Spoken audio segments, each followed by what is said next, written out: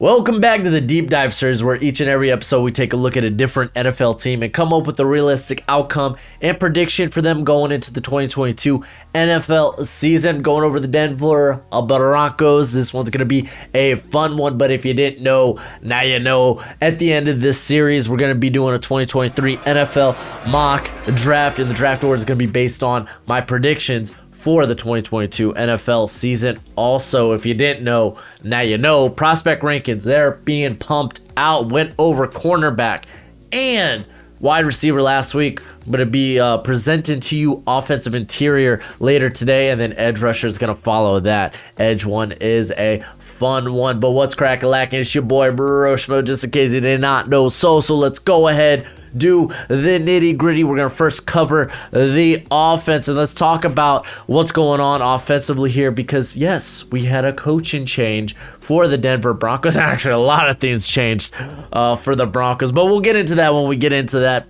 As Nathaniel Hackett, he is going to be the play caller, former Green Bay offensive coordinator. He is the play caller for this squad as Justin Alton joins him after being the tight ends coach for the Packers under Hackett. Now, I think what we're going to be seeing here is, of course, primarily this wide outside zone blocking scheme, and at least with Hackett working under Matt LaFleur, or is it Mike? I always get the first names mixed up. Why does it gotta start with the same letter? It always messes me up. I think it's Matt LaFleur's. I could be incorrect about that. I had the same problem with Harbaugh, but regardless, so I think we're gonna see a lot of the same things that he called for the Packers, because he was really the play caller there, and he stems from the Sean McVay and then the Kyle Shanahan, the Shanahan coaching tree.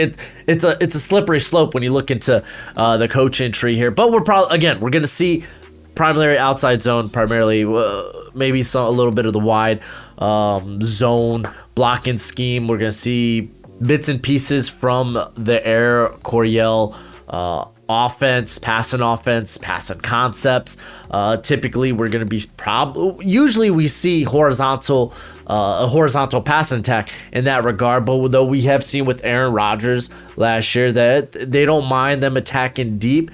The thing is, with Russell Wilson under center, I think things might be a little bit different. They might attack the middle of the field a lot less. I still think they're going to incorporate some of those deep passes because, man, Russ, let the boy cook. Let Russ cook.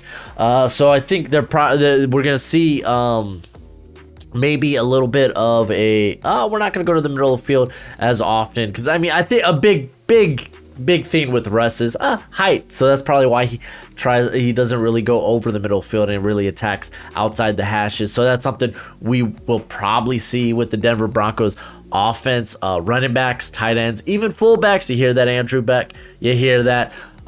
Play a vital role in this scheme.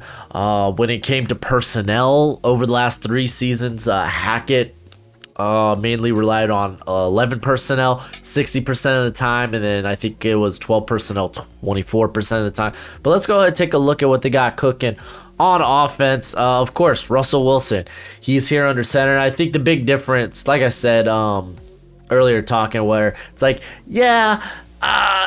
this is for all intents and purposes a very horizontal passing scheme, though they're not afraid to attack deep, especially if they have a high caliber quarterback, which they did with Aaron Rodgers. But when you have Russell Wilson, a guy that doesn't typically target the middle of the field, I think we're going to see a lot more passes to the outside, which is fine. Oh, excuse me. I mean, do we talk about the backups? They got Josh Johnson. It's fine. He's a very pedestrian backup. When it comes to the running game, dude, Javonte Williams, they bring back Melvin Gordon on a very oh my gosh, I'm all choked up.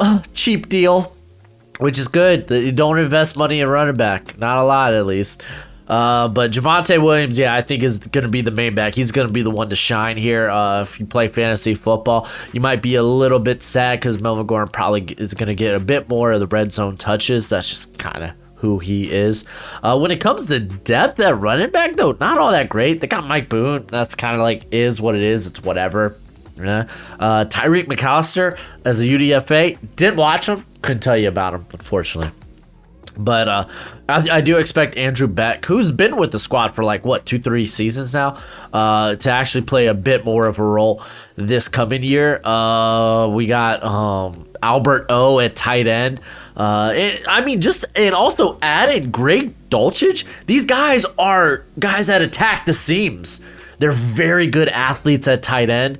And I think they really play into this blocking scheme as well because they want their tight ends to have movement skills, guys that can get over, that can pull block and stuff and such. So it's like I like the fit here. I like the addition of those guys.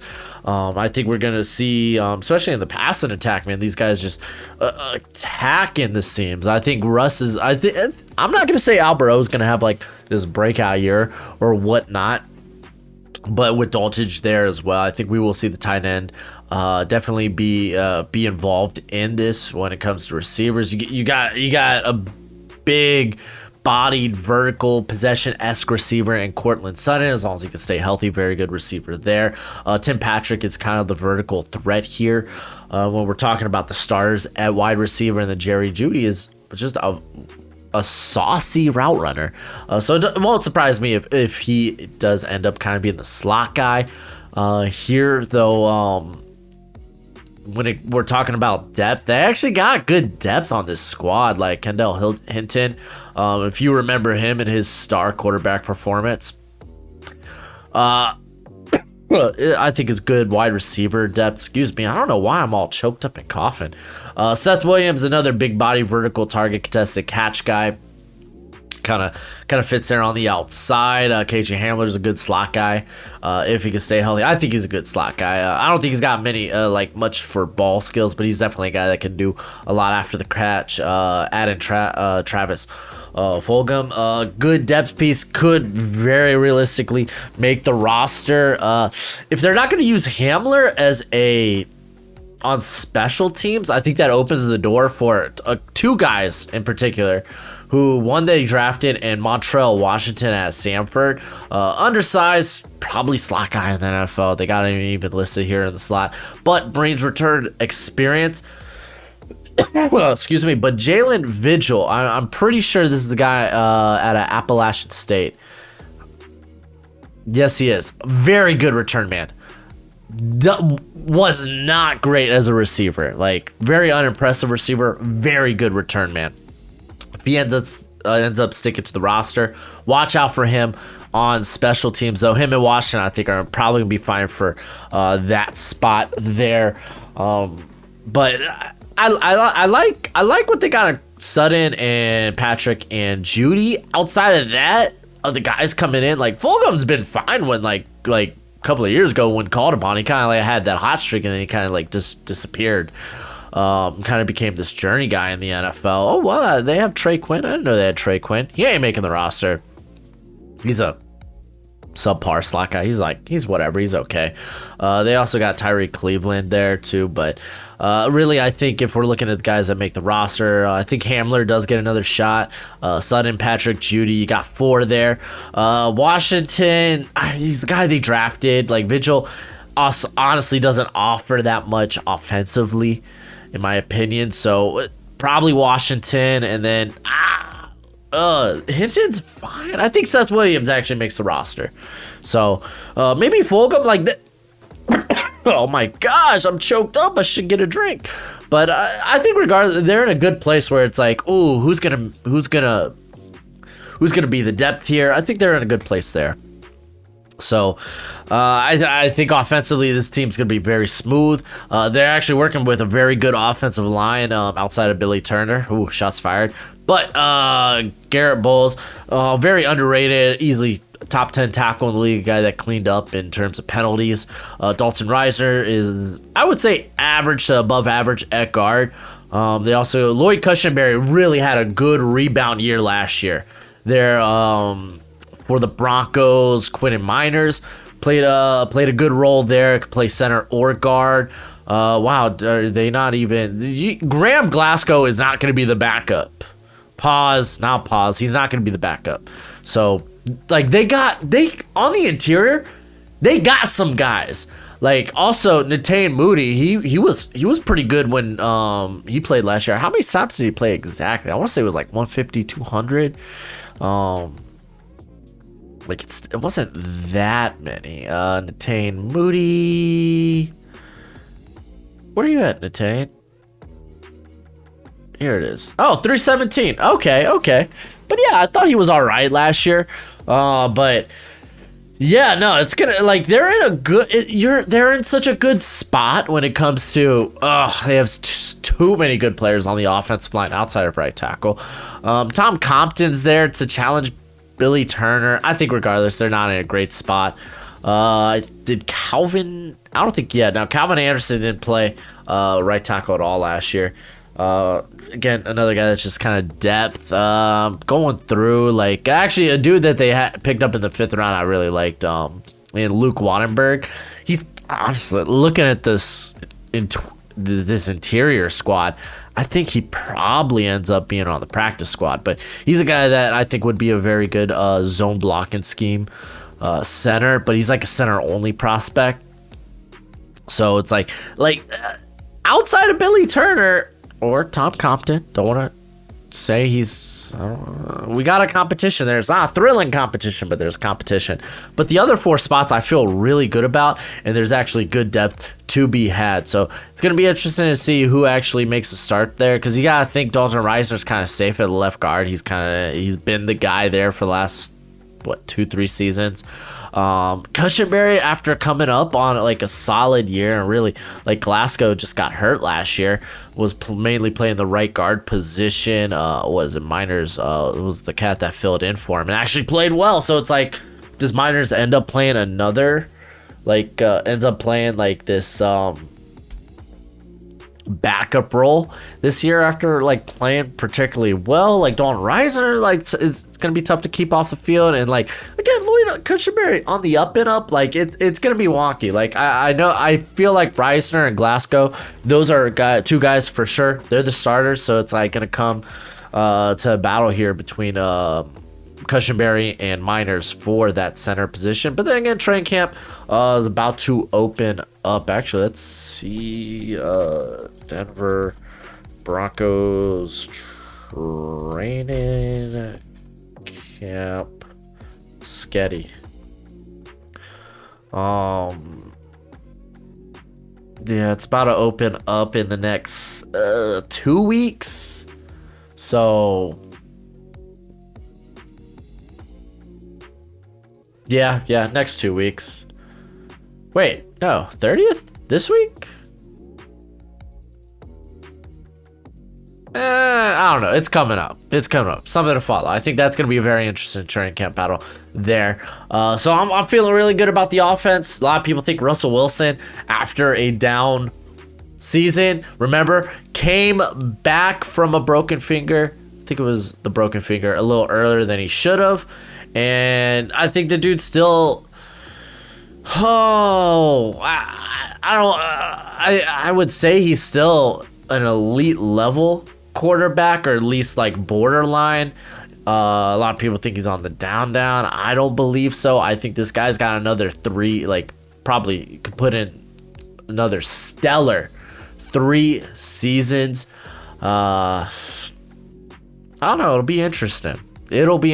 I still believe in Russ, like, because again, prior to the injury, the guy was playing at an elite level every freaking year, and suddenly, he gets hurt. Oh man, he's declining. It's like, says who?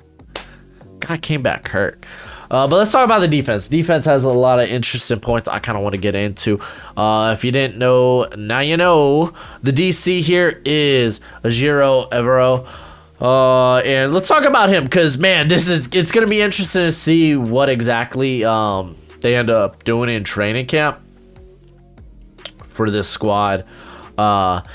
because this guy's been a defensive assistant and defensive back coach for the last 8 years under a lot of pretty darn good defensive coordinators.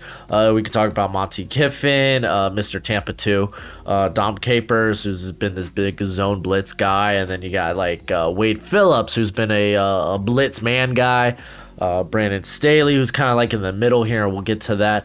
Raheem Morris most recently, who's just been a very adaptable coach over his career, and I'll kind of get to that in a little bit. But even Vic Fangio, and that's kind of the big thing here, that not a lot schematically is going to change under Avero, because, well, I mean, he did work under Vic Fangio.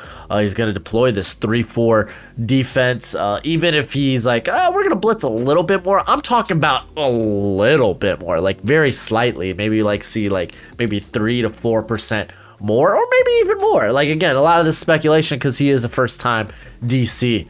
But yeah, I even think pulling from some of the OTA quotes, you had guys like Bradley Chubb and other defensive players talk about how the scheme is very similar, and really there's just a few different changes with the verbiage. So again, these guys aren't seeing too many changes with that. If anything, I'm kind of like intrigued what we're gonna see coverage wise, because again, he's worked under a variety of different coaches who have done it a variety of different ways. As we've seen, Raheem Morris last year, he was actually more of a zone guy, too high guy. I think he ran too high, like 71% of the time last season, which was like second or third most in the NFL. But if you go look at the prior, when he was with the Falcons, he ran more man coverage and more like cover one looks. So it's like he's just been a guy that's been very adaptable throughout his career. So like trying to like contemplate, okay, well, he worked under Phillips, he worked under Fangio, who've been really more man coverage guys. Okay, but he's worked under Capers and Kiffin, who've been like zone coverage guys. And it's like, I think he falls in the middle. And we saw that with Brandon Staley, dating back. We saw that when he was the DC for the Rams, and we saw that a little bit with the Chargers last year. So I think we're gonna see middle of the road. I really do. I think that's just what to expect in terms of what tendencies this coverage will do. And I mean, they got a guy like Patrick Surtain, who it's like, I want him in the face of guys. So I don't know, it's gonna be very interesting. Let's talk about the defense a little bit as they bring in Quan Williams, and he's a cat like when healthy, like very good. Let me make sure it's, because I always get him and Witherspoon, because both played for the Niners. I think no. I'm pretty confident. Quan Williams was a guy who's been very good when on the field, but has been hurt quite a bit throughout his career. They do have a guy who's, again, slot size, is Sam Bassey, who I think better built for the slot anyway. Who they've kind of been building over the last few seasons. But Patrick Surtain, Ronald Darby, that's going to be like a top 10 cornerback duo in the NFL when it comes to what do they have in terms of depth? Oje Mudia, former Iowa corner, a guy that was very disciplined in zone coverage. So I think that's very interesting, because then you look at a guy like Damari Mathis coming out of Pittsburgh, and it's like, oh, this is a press man corner. So it's like there's a lot of diversity when you're looking at the depth on the roster here. Faion Hicks, former Wisconsin slot corner. The guy's going to be playing a slot. I don't know why Mathis is listed there in the nickel. Maybe they see him as like maybe as a sub package guy. So I don't know. We'll see. Again, we learn a lot more during training camp. I like the addition of Jaquan McMillan as UDFA. Yeah, might not make the roster, but a guy that played very well at, I believe it was Eastern Carolina. But another dude that's undersized, probably a slot corner here. I just want to confirm that my memory is serving me correct, and it is. Very nice. Looking at the safeties, probably going to see the same duo of Justin Simmons, Kareem Jackson. We did see a bit of Caden Stearns, who we know is a very good athlete, and honestly, he played a lot better than I thought he would last season. I believe he had like a little over 300 or 400 snaps, somewhere around that area. But he, again, played better than I thought he would, and I like him in this rotation role because he is a guy that was kind of like back at Texas, who was just he was a blown coverage waiting to happen. So like I like the 311 snaps last year. I like them adding him subtly to the offense in a rotation manner. They drafted DeLorean Turner Yell out of Oklahoma, who I liked. I thought that was a bit rich, 5th round. Kind of had him as a late day 3, so it's not like it was too off. They also got my boy Jamar Johnson, who I really liked coming out of Indiana, but it was a small sample size. And now he looks like might not even see the roster, as they also bring in J.R. Reed, who's just good depth piece. So it's like, again, what they got going on. By the way, I kind of like glossed over Justin Simmons. The dude's great, really good. But yeah, it's gonna be kind of they got good depth. I feel good about the secondary. Excuse me. I feel actually really good about this pass rush coming in. We can talk about the outside as they add Randy Gregory, who was very, very good for the Dallas Cowboys last year. Bradley Chubb, good when healthy. I will say that. Good when healthy. Dude's just got to stay healthy. Nick Bonito is probably going to be more of this DPR, designated pass rush only. The guy that can honestly put in coverage at times. But this very finesse pass rusher who will probably come on the field on pass and downs. We know Malik Reed has been a good rotation pass rusher throughout his career. Jonathan Cooper, looked really good last year. I could actually pull up his stats real quick as he ended the year with 23 pressures, 3 sacks on only 268 pass rushing snaps. You got Baron Browning, who's now I like moving more to this edge role, which he was more of an edge anyway coming out of Ohio State, despite kind of being this like hybrid linebacker. But I like him more on the outside anyway, so it's like you see a lot of talent. I don't expect Christopher Allen to make the squad, though. He was a guy that I liked coming out of Alabama. So like they got a lot of good players there. We could talk about Draymond Jones. This guy's just been very good. Probably one of the better pass rushing interior players the past, I would say, 2 years. Kind of had his breakout season a little bit this season where he had 40 pressures and 5 sacks. Mike Purcell's been just, he's a solid player. How much of, I'm trying to think, McTelvin, again, did we see last year? Not a lot, but boy got pressure. He only played 90 snaps, 10 pressures, 2 sacks. I like that. So that's a good two very good nose pieces there. Matt Henningsen ain't playing nose tackle. I'm sorry, but he's gonna be a very good, I think, pass rusher. Is this maybe like 3-5 tech player? 3-4 end, if you will. You got DJ Jones, who's been very good, like starter, rotation guy there for the Niners. I loved that addition. I liked them drafting Ioma Ozarike out of Iowa State. Guy's got incredible length, incredible build, and like low key, like not half bad quickness. So I loved that addition. So like we're talking like, man, this squad can get after the passer. Honestly, their weakest spot kind of ends up in the middle at linebacker, but even then, I love Josie Jewell. I was really hoping the Dolphins were going to be able to like snatch him up. I think he's been a very underrated player throughout his career there at Denver, as he kind of like I think at the beginning of his rookie year, he kind of like ended up seeing the field a lot because of injuries. Then they moved, like, just I think year 2 he was more of a special teamer, and I was like, why? The dude was very good his rookie year. Then he comes back and ends up starting. So like I don't know. I wanted the Dolphins to pick him up in Denver, were able to get him back on a very reasonable contract. They grabbed Alex Singleton. Not great. Is what it is. When it comes to Jonas Griffin, I'm not gonna lie to y'all, man. I don't know much about Jonas Griffin. But let's look him up here real quick. Cause like I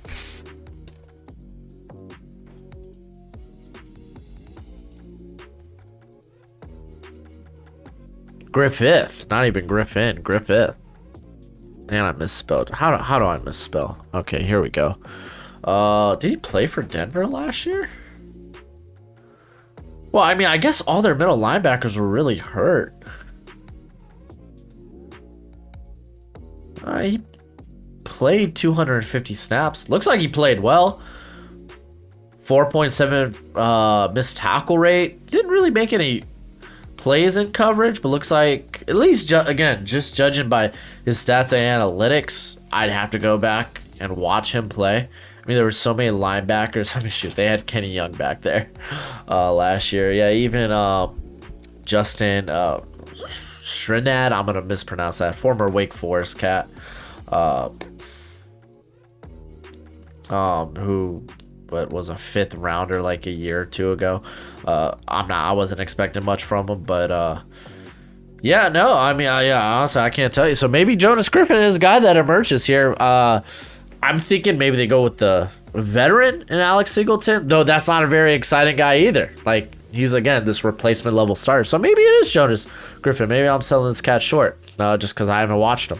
But it looks like he actually played pretty well, but it's just small sample size. They got my boy Kadofi, right? Undersized. He's more of this coverage linebacker, but boy, man, I liked him. I liked him quite a bit.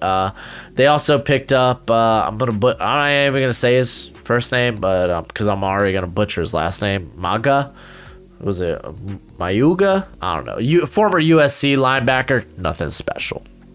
Not making the team. Don't expect it. But yeah, now I'm kind of like excited, like Jonas Griffin. Like, cause like typically I'll like go back over and like look at guys like, oh man, this guy has a shot at being a starter. He saw some playing time last year, and he's just a guy that skated by, man. Skated by my me going back and looking at the squad. So, wow, yeah, no, you tell me about Jonas Griffith in the comment section below, and tell me how excited or not excited you are about him. But yeah, no, I think the defense is gonna actually be really good this year. I'm excited. I'm excited to see what it'll look like in general. But let's go ahead and get to my projected starters. And again, I do this based on not your base formations, but who's gonna see the field the most, because that's gonna dictate how y'all do during the season. Who's on the field the most? So let's go ahead, get into my projected starters. Starting with the offense, of course, it's Russell Wilson there at quarterback. And then we got Javonte Williams at running back, Cortland Sutton at receiver. I got Tim Patrick at wide receiver, and I really think Jerry Jeudy's probably going to play a lot in the slot. There was a little, like, him when he was coming out of Alabama, there were concerns about his release package. So, yeah, it doesn't surprise me that he'll probably see his majority of snaps in the slot. You got Albert O there at tight end. Garrett Bowles, Dalton Risner. I'm going to go with Quinton Miners winning the center job, but it really could be Cushenberry, because Cushenberry did look good. So I don't know. You have a good problem in terms of the depth is so good there on the interior. Graham Glasgow at right guard, and then Billy Turner at right tackle. Going to the defense, I got Bradley Chubb, Randy Gregory as your leaders in terms of snaps for the edge. Draymond Jones, DJ Jones on the interior, Josie Jewell, Alex Singleton, and shoot, man, maybe this Jonas Griffith cat should have been the call over Singleton, because I actually like that a little bit better. Again, haven't watched much, or at least haven't gone back and actually specifically looked at Griffith, so I couldn't tell you about him. But I'm not gonna lie, I'm kind of excited to see him now. Patrick Surtain, Ronald Darby, and then Quan Williams. Hopefully the man can stay healthy. And then Justin Simmons, Kareem Jackson. We will see, I think, a good healthy amount of Caden Stern. So, and then going to my predictions, I got the Denver Broncos at 11-6. I got them at 2-4 in the division, losing both games to the Chargers. As I'm not gonna lie, I really like the Chargers this year. I really like the AFC West in general. I got them being 6-0 against losing teams, and then going 5-6 against winning teams. Because keep in mind, man, there was a lot of movement in terms of. Well, now you got a new head coach, a new coaching group altogether. You bring in now a new quarterback, which still, like, there might be some issues early in the year. Luckily, like, your first few games of the season ain't so hard. But yeah, no, I guess let's go over the game by game. Seattle Seahawks. Wow, Russ, he returns to Seattle. He's gonna bend that Seattle team over. At least you hope so. Typically, too, when a trend in Seattle was Russell Wilson would start out really hot, and then not peter out, but like a little bit of the momentum, it would kind of more so like plateau towards the middle to later into the season. And then they got the Houston Texans, which again, it's a much improved Texans team, but they're still the Texans right now. The Niners, I'm gonna give y'all the win because y'all are at home. Got them losing to Oakland, and then dude, this game against Indy, that ain't gonna be that's gonna be a fun game to watch. Home game here against the Chargers. Got y'all beating the Jets, beating the Jags going to your bye. I got y'all beating the Titans coming out of the bye, and then beating the Raiders, beating the Panthers, and then straight up, tell me this isn't the most treacherous schedule down the stretch. You gotta go to Baltimore, and then you got Kansas City. You got the Cardinals, which, hey, the Cardinals, they're not a great team, but still, like, they're a solid team at least. They're going to be, like, going back and looking at my Cardinals projection, I feel like I overprojected that team. I really hate what they got going on at corner. But then you got the Rams, former Super Bowl champions, got to face Kansas City again. So you got to face Kansas City literally, like, twice. Your last 5 games, 2 of them's against Kansas City, 1 of them's against the reigning Super Bowl champions, and then you got the Chargers to close out the year. That's just tough as hell. I got y'all losing the last 3, though really any one of those games could go the other way. Like I said, this is a very good Denver Broncos team. I'm very excited to see this Denver team with Russell Wilson. Russell Wilson's been one of my favorite quarterbacks over the course of his career. Been a big fan of Russell Wilson. Got them 7-1 at home, which we'll see. It's mile high. But they do have one of the most treacherous schedules, as do all of the AFC West teams. But let me know what you think in the comment section below. I feel good about this Denver team. I like what they got going on in the coaching staff department. And I'm just very excited for them. That's it for the video. Tune in to my offensive interior prospect rankings, which will come out in a couple hours. So be on the look for that. But as always, until next time, you be easy, my friends. Later.